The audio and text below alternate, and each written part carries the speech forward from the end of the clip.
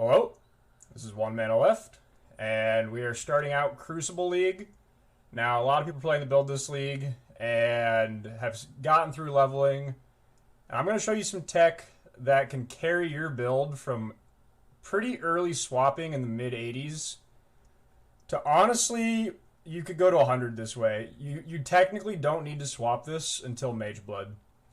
So there's the way we describe we get mana in some of the previous videos is you do the mana loop, which is kind of the whole build, but you use Arcane Cloak, you get Indigon stacks, you start leeching using the gem Anomalous Mana Leech, and then you eventually start to out-leech after you dip down low, and then you recover, and you get back up high again before you use Cloak again.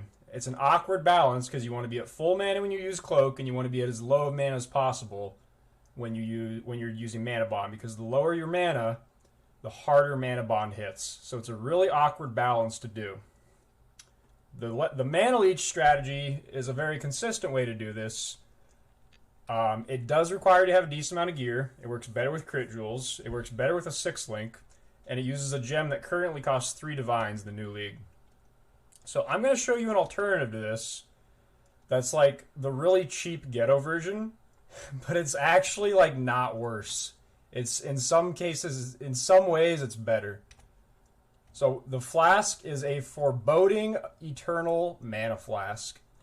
This flask restores, as you can see here, 4,000 mana, but it occurs at the end of the effect, which is 7 seconds. So when I use this flask, after 7 seconds, I get back 4,000 mana.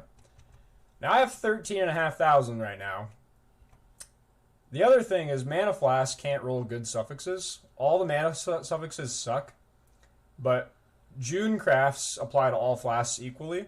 So I'm putting the 3% regen craft on this flask because it's the same, and it replaces the crappy suffixes on Mana Flasks. So this is essentially the perfect flask for this, but these are really cheap and easy to make. Even if you abandon the June craft, you can roll one of these with alts for like 20 alt orbs and just a Mana Flask.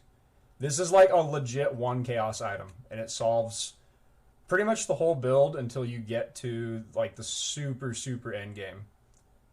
I mean, that could be post 100. So I'm going to show you a couple reasons this is powerful. The first is you might think 4,000 mana is not a lot when you're looking at 13,500. Well, that's not how Mana Flasks work, because if I want to, I can use 5 at once and get 20,000 mana.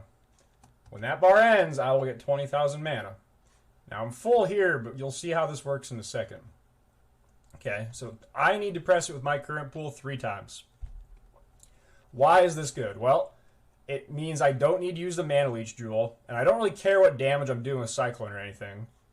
The good news about that is I can comfortably just use Lightning Warp. The main downside of Lightning Warp is it kind of screws your leech up, and it takes up 2 gems in your link, but like I'm only having to use a 5-link. I have almost no incentive to get a 6-link. I'm just doing a Lightning Warp 5-link and purely relying on the Mana Flasks for my mana, and I'm using Manabond itself for my shocks. So I'm getting the Lightning Warp benefit with basically no trade-off by doing this. The other reason this is really good is normally when I do the mana loop, you'll see me dip down to about 40%. Then I'll slowly go down to like 20 or 15 maybe if I'm doing really good and spamming Frostblink. Then I'll start to go back up, and then I'll maybe get back to like 80 before I cloak again. So I'm doing this rotation where I'm getting down to like 15 or 20, and then getting up back to about 80, and just going back and forth in between there. You can't really do it perfect where you're like absolutely 0 mana and then absolutely full mana. It's just not possible to do that perfectly. But with multi-queuing flasks and this tech, it is possible. So the benefits are, I get to be the fastest man alive with Lightning Warp. I get to do max damage like the entire time. And then I get back to full cloak instantly. So watch this. Take a look at my mana situation in this beach map. This is not a very geared character. This is like the 5th day of Sanctum League. I've been doing this since the 3rd day.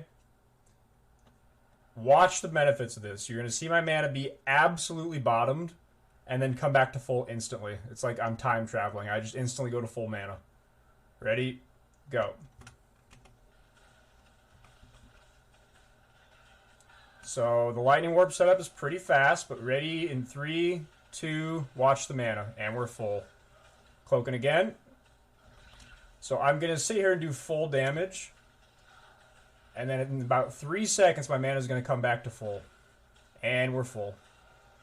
So I don't have to worry about mana leech. I don't actually care if I'm attacking stuff. That doesn't matter either. I don't have to be hitting stuff to leech, which with lightning warp is often an issue. You're usually not in. You're usually there isn't stuff in front of you to hit. You just get to go like max move speed and not really care about anything, and then the damage is big because you're like gassed on mana. So it's actually a tankier boss than that should have been. But like this basically solves the entire mid phase of the build. Like you could use this from 85 to 100. Like I said, the only time you actually have to drop this is when you switch to Mage Blood, because then you can't use Magic Flasks, and you can't Mage Blood an Eternal Flask or a Mana Flask.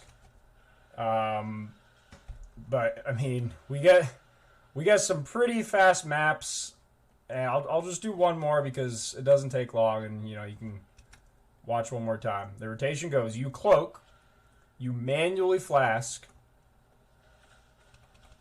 and you zoom. And you basically, I wait about 1 second. Cloak, wait about 1 second, triple flask. Watch cloak, wait about 1 second, triple flask. It doesn't really matter how many times you hit it. Like, you can hit it 3 times, 4 times, 2 times. Kind of any number more than 1 works. But I mean, like I said, this is the 5th day of Sanctum League, and I've been going about like this since like the 3rd day, and it's I'm doing like 18 mil DPS, like I'm doing pretty good damage to bosses. It's I think this has basically solved every like growing pains problem I've ever had with this build on League Start, where I just don't have the leech right, I don't have the gear right. This just is. It almost feels like an injustice to call it a Band-Aid, because I think this is legit better than the regular setup until you get, like, 6-link, Awaken Caster when channeling, and Mage Blood. Like, it almost feels bad that all that good stuff, unless you have pretty much all of it, isn't better than a Flask that costs 1 Chaos. But, I mean, it's powerful. Is powerful. I also like the not having to rely on hitting. Like, I'm full. It's completely independent of what I'm hitting. So, this is a huge carry. Like, this can carry the entire mid game of the build. You can do Ubers in this. You can straight up do probably 7-7 Uber with this Flask. Like, in a really long fight, if something lived long enough that you couldn't get charges up, it still works. I did an all with it last night.